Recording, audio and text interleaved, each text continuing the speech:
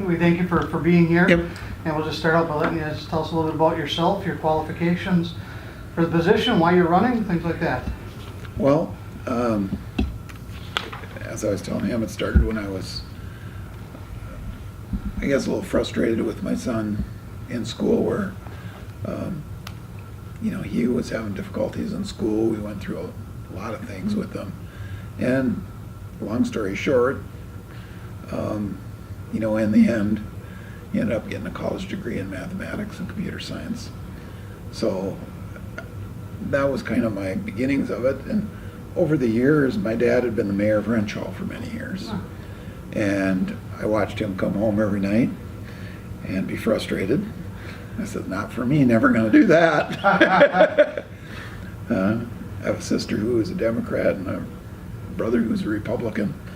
And So Thanksgiving is fun.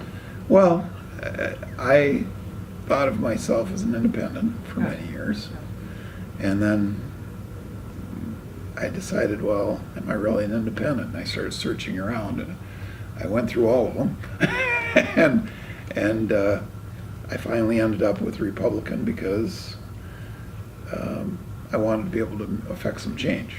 And if you're not a Democrat or Republican, that's pretty unlikely. So it really started when my son was a senior in high school. I wanted to spend time with him because I knew he was going to be going off soon. And so we decided to go to caucus. I'd never been to caucus, didn't know what caucus was. Saw it in the paper, thought, hey, that'd be a fun thing to do. So we went off to caucus, and we actually became alternate delegates to the 8th Congressional District. And I actually ended up going to the state convention as an alternate. And so that's what got me into politics in the beginning. And then a fellow was running for the office I'm running for, Tim Haffenstein. And I was frustrated with watching TV and reading the paper versus what I personally saw myself. And so he basically talked to us at the caucus, and afterwards, a couple weeks after, I called him up and I said, hey, Tim, I gotta get some things off my chest. He said, I'm gonna buy you lunch, and I'll bring you some papers, and talk to you, and you're probably gonna think I'm nuts, but when we get done, you can take the papers, you can burn them, start your fireplace, whatever you want, but I gotta get rid of this somehow. And so we did that, and 2 weeks later, he called me up and said, Mike, I want you to be my campaign manager. And I said, well, I've never been one before. I have no idea what a campaign manager does. So went on the internet and I learned. And that was the start of it. And I then eventually became the vice chair of the Republican Party in Carleton County. For Carleton County, okay. I've been that 3 times in a row. Right now I'm acting chairman. So that's what got me started in politics. My history is I grew up in Wrenshall, small town kid. There aren't many jobs available for anybody unless you want to do construction or work in a mill, neither one of which I wanted to do. Moved to the cities, got a job at a battery company called Gould. They were bought out by a multinational called the Compagnie Générale d'Électricité, and now known as SAFT. And for them, I moved to Chicago for 2 years as an outside salesman. Moved to Baltimore for 3 years. There I did a lot of things. I was national marketing manager, and I also did a lot of contracts with the government. Spent some time at Sandia National Labs and places like that are really cool. They do a lot of neat stuff. Then I decided we want to move back to the Midwest. I got a job at a distributor of mine in the Twin Cities who also happened to be former employees of Gould where I worked. Was there 10 years, loved it, general manager. Guy decided to sell. I didn't like the people he sold to. Quit, moved back to Barnum, started my own business, and we've been there now 16, 17 years. What's your business? We make custom battery packs. Okay, what's the name of the business? It's called T-Tech, T-T-E-K Okay. assemblies. So it's things you wouldn't normally see. It's things that a lot of fire protection equipment.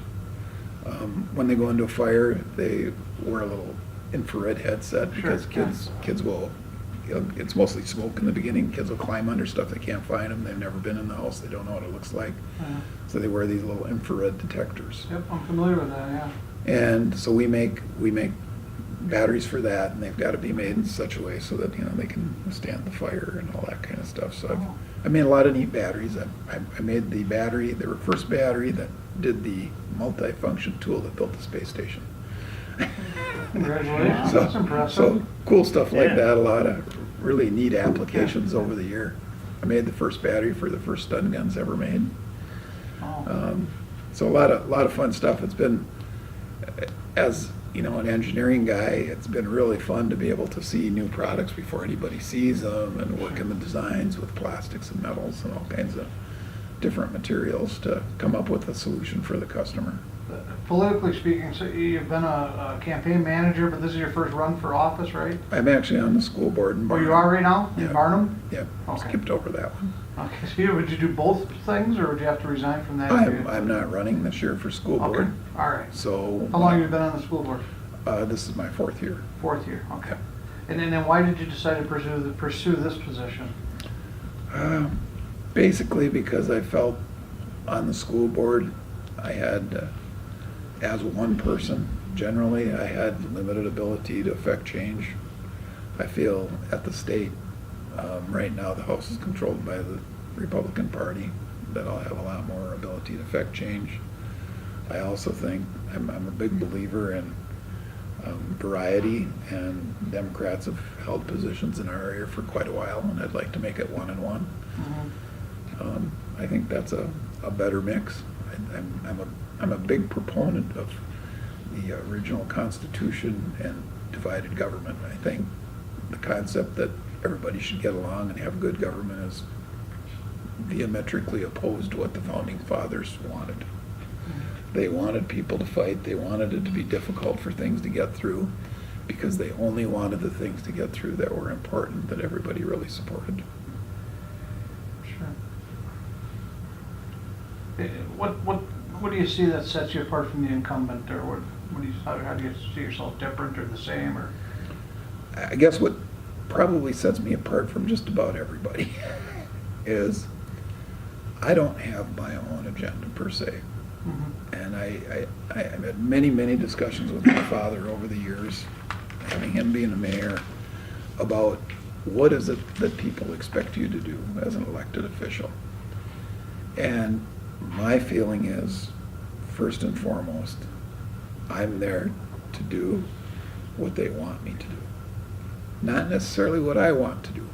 I may disagree, but if I believe a majority of the people that I'm supposed to be representing want something, that's the way I'm gonna go. And to be honest, I'm not really concerned whether the party wants me to go one way or the other. I'm gonna go the way the people go. And if I don't get elected again because of it, that's how it's gonna be. I've always been kind of a go my own way kind of guy. On the school board in Barnum, we defeated 2 referendums by 60%. Unheard of. Mhm. Unheard of in this area, unheard of in the state of Minnesota. But I didn't go out and defeat them because I wanted them defeated. I went out and I asked people.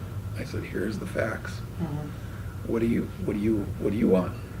And I sat in school board meeting after school board meeting where all the other school board members said, yep, everybody we talk to wants this. Everybody we talk to. Well, everybody was, 40%. And not 60% that I got. Because they really did, what they really did is they went and talked to the same old people. You'll see the politicians go around and they will talk, they'll go to school board meetings, they'll go to city council meetings, they'll go to county meetings, and they'll listen to those elected officials. Mhm. Well, that's not necessarily the people. And I really believe it should be the ground up, the people. Let's talk about our current legislature. What do you see as kind of the biggest issues, challenges facing the legislature? I think I'm a fiscal conservative. I think it's just, the one thing I've been really amazed at running for office is I get letters every day from different organizations. And every single one of them is, I want money. Mhm. And I'm sure there are many of them that are, worthwhile and should get money. Right. But like everybody in my district, there's a lot of people, we all have budgets. And we have to stay within our budgets. We can't just tomorrow go out and tell our neighbors, well, give me some extra money because I went over my budget. And I just find government in general, whether it be the federal government, which is massively in debt, Minnesota, in my opinion, they don't do their due diligence on what's necessary versus what we'd like. And I want to do what's necessary. I have no problem doing things that we need to have done, but I just feel that we're doing too many things, and we're doing things that are illogical. Such as? Well, probably the number one thing that happened a few years ago that's illogical is ethanol. Mhm. I mean, it makes no sense. It just doesn't. I mean, there's no financial sense for the people of Minnesota to pay more money for gasoline and pay more money for food because we're taking from the food stock of our animals and of the foods that we eat, and we're raising the price for all of them, and we're subsidizing it. Now, if somebody builds an ethanol plant and they can make money doing it, more power to them. But I don't think the government should subsidize that. I think there was a lot of frustration at the end of this past legislative session without a bonding bill being passed, without a transportation bill, tax bill, none of that passed. You were saying earlier though that making it difficult for things to get passed is maybe a good thing. So did you share that frustration at the end of the session? If I remember right, and I'm not up to date on all of this stuff, but if I remember right, one of those is supposed to be done every 2 years. Yeah, the bonding bill, right. And this wasn't the year. This was the year, actually. It was the year, okay. Yeah. Yeah, I think, when you've got the situation you've got right now, you've got one group that wants to spend everything, and you've got another group that wants to limit that. I mean, that's going to happen. I mean, it's unfortunate that they couldn't get it done, but a lot of the things that I read, were situations where I think, Mr. Dayton changed his mind, and, keeps putting new roadblocks in the way of things. So I think a lot of it, I mean, I know that they're going to fault the Republicans and everything, but I think both sides are just as much at fault. Because one wants to be here, one wants to be there. There has to be some compromise. As I said before, I'm not totally on the thing that you got to have compromise just to have compromise. So, to be honest, if they can't come to an agreement that is reasonable for both of them, I guess I'm fine with that. How would you support funding transportation projects, whether it be the gas tax, tab fees, miles driven tax, or all kinds of things been talked about? Tomorrow I'm going to have some people from the department, the roads group, come from the state to visit me. I'm a salesman. I've been everywhere in the United States. I've only not been in Hawaii, Alaska, and Alabama for some reason. I don't know why I didn't go to Alabama. That's real close. But Minnesota, especially considering our weather, we have the nicest roads in the nation. We really do. I mean, we keep our roads. I don't really understand. I understand once in a while there's a bump here and there's a bump there, and in the spring there's holes in the road. But that's the weather. And by and large, I think number one thing that government should do is it should be in charge of doing things like taking care of roads and infrastructure and the things that we need. That's what government's there for. We need to not go crazy. I mean, we need to know, again, I'm big for doing what we need to do, not doing a bunch of things that, people just like, or to, spend money for this guy's district or that guy's district. I'm not into that at all. But what funding source would you support? Well, it's difficult because it depends on how electric cars take off. I guess the only fair way probably to do it is just put it in the general fund. I mean, you can't, how do you do the electric versus the gas versus the maybe propane or whatever? So I mean, it's a difficult thing. I think the legislatures are elected to decide how much money they should spend on each thing, and I don't per se believe a lot in dedicated funds. I don't particularly like the one that got voted in. I mean, I'm all for spending monies to, take care of our natural resources, but I think taking the power away from the legislatures to decide how much they're going to spend on that is the same as taking power away from the individual person. And now we're mandated. I'm not a real big mandate guy. As long as you're talking about funding by the state, education, I think is another big issue that the state is responsible for. How can education, or how should education be funded? And what can be done to close the achievement gap? Well, achievement gap's a real problem because we haven't changed anything since I was in high school. I mean, I've looked over that stuff over and over, and I've read every report and every mathematical thing, and as a math guy, I mean, if you want to get a result of something about anything, you just tell me what result you want and I'll figure a way to get it for you. So most of this stuff I really don't believe. What I do know is that education funding has been one of the fastest growing things that we have. The money we've put in it isn't getting the results. I've personally, and I'm sure in Duluth you can just go out the door here and look up on the hill. We had schools in this town. I would have rather seen that money spent for students and teachers. Training our teachers, making sure they get that good education and stuff. We have a tendency to think that if you have a pretty building, that makes kids smart. And I don't think it does make kids smart. I mean, I think it's the teachers and it's the things they have in school. When I was in school, I remember, simple little things like pens and paper. When I went to grade school, that was provided us. Well, now every parent has this big bill they got to pay to give their kids, simple things like paper. Well, I can tell you, being a businessman, that if I go buy a ream of paper at Walmart, and I buy it the way I buy it as a business, it's a whole lot cheaper. And the state of Minnesota has a state contract where many of the things that the state buys and that schools buy, they can buy under contract as a whole big block. So the school can buy paper really cheap.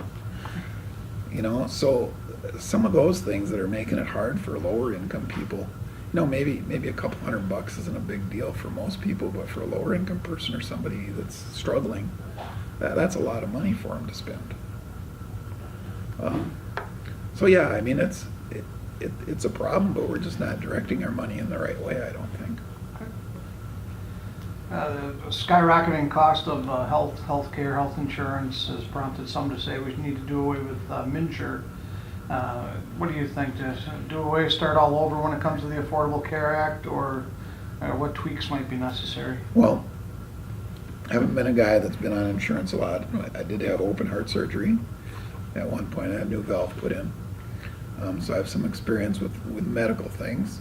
And Minnesota probably had one of the best medical situations there were in the nation. I believe when I looked a number of years ago before Obamacare, I believe 93% of the people were insured. The other 7% consisted of young people who didn't want to be insured, which was about 2 to 3%. People who were not in the state legally for some reason, or for whatever reason, moving around a lot, didn't have insurance. And then there was a few people that had pre-existing conditions that were not able to get insurance. It was only at 1 or 2% because Minnesota at the time did have a insurance plan that you could get on if nobody else would insure you. Yeah, Minnesota Care. Yeah. Yeah. So there was a way for, Mhm. for most people. We probably had one of the, the highest rates of insurance in the nation. I can tell you personally, under Obamacare, I'm the one guy that my insurance went down at first. But by next year, we'll wait and see what it does this year. I will almost be willing to guarantee you that I will be back at or above where I was when it started. And the problem is that my estimation about this whole thing, this was done on purpose. The way they wrote the bill was to make everybody think that it's great to get it passed. And they knew that, they weren't going to be able to do anything. Ultimately, what Obamacare is about, in my opinion, is it's going to take away from the insurance you had. You're not going to get the things you had. I can tell you, looking over what I have now in the fine, print and everything, there's a point when I get to a certain age under Obamacare where I'm not going to get a new knee. Under my old insurance, I could be 90 and I could still get a new knee because I was paying the insurance for it. And that's what's going to happen. Sooner or later, people are going to find out, just like they do in Europe, just like they do in Canada, that they're not going to get MRIs in Canada. I don't remember the exact number. There's a few machines in Canada. We have more machines in Minnesota probably than all of Canada. So you need an MRI because you got a heart problem. Well, by the time you get there, well before you've been treated for it and diagnosed with that problem, you've passed away. So yeah, my health care is better because people die before they get treated. I had some friends, I deal with international companies, so we had some people from Germany over. And I was sitting to lunch with these 3 German guys. And I asked them flat out, I says, what do you think about your health insurance? Well, there was a long pause. And they looked at each other.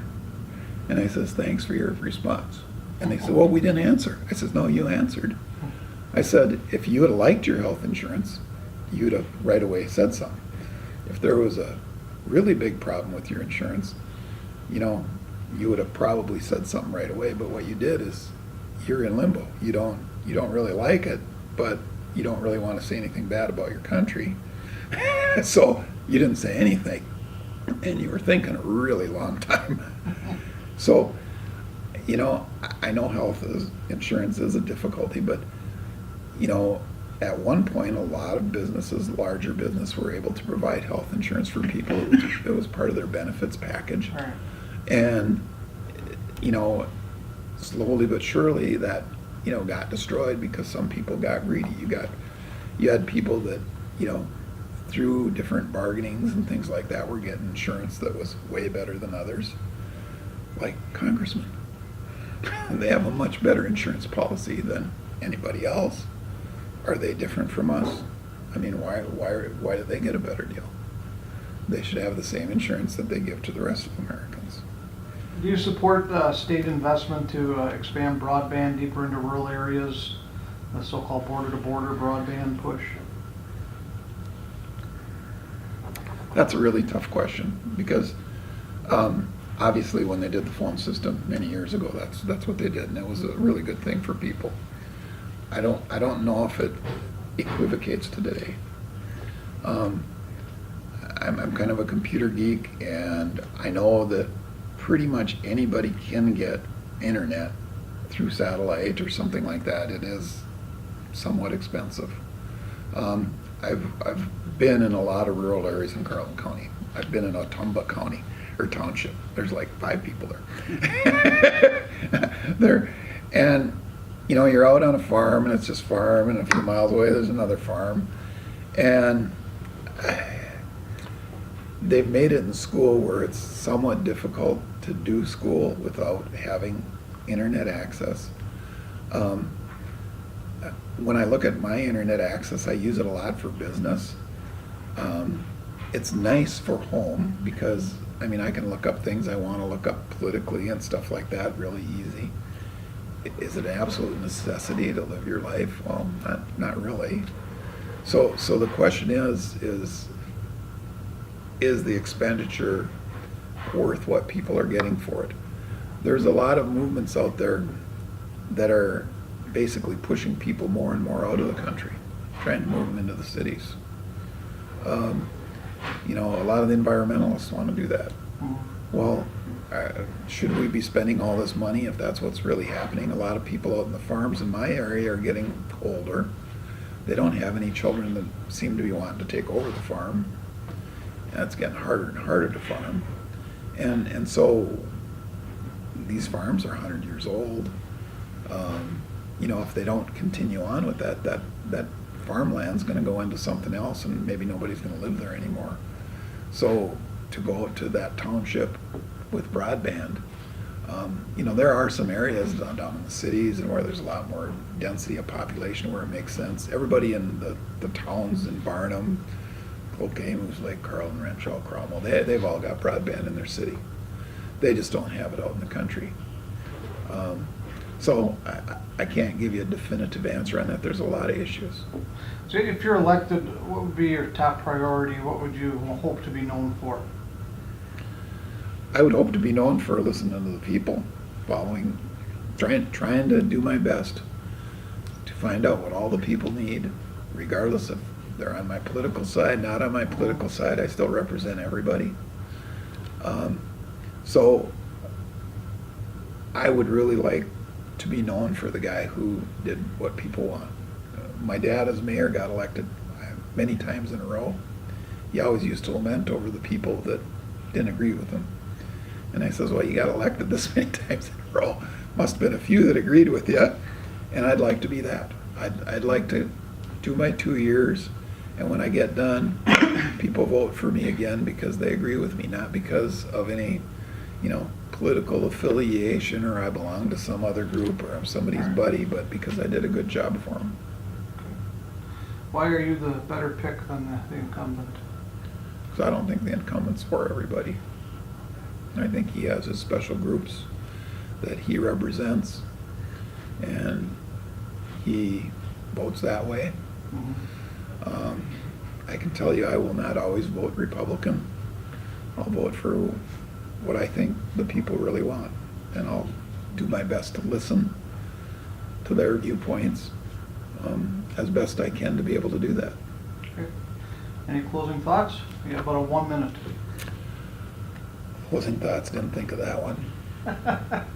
It's been a nice conversation, though. I guess the biggest thing I would do if I get into office, I mean, you look at my card, one of the things that bothers me is jobs.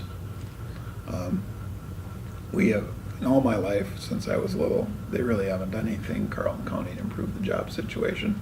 It's a lot of talk, a lot of money. There's IRRB, there's 6 organizations in this town that quote unquote give money for jobs. Well, they're not there. They're just not there. People can't live if they don't make enough money. We're obsessed with certain kinds of jobs. They got to be this. I always hear the word living wage. Well, you know what? There's a lot of people, I employ some of them, that they just need a second job. There's young kids who aren't going to get a living wage job out of the bucket. We need, like you have in the cities, a range of different businesses that pay from here to there, all the way up to the high-paying jobs, because people need that ability to step up and go through that thing.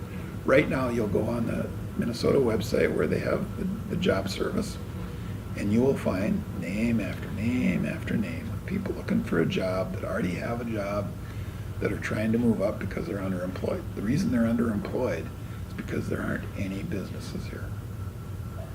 And we need to stop vilifying businesses. There are several things going on in Carlton County right now where every time you turn around and a business wants to do something, there's some reason they can't do it. Government wants to do something, no problem. But, you know, everything comes from the ground. Your food, your minerals, everything we need to live. This table came from the ground. Somebody had to build it. If you don't take something out of the ground, you don't have an economy, because that's where all the money comes from.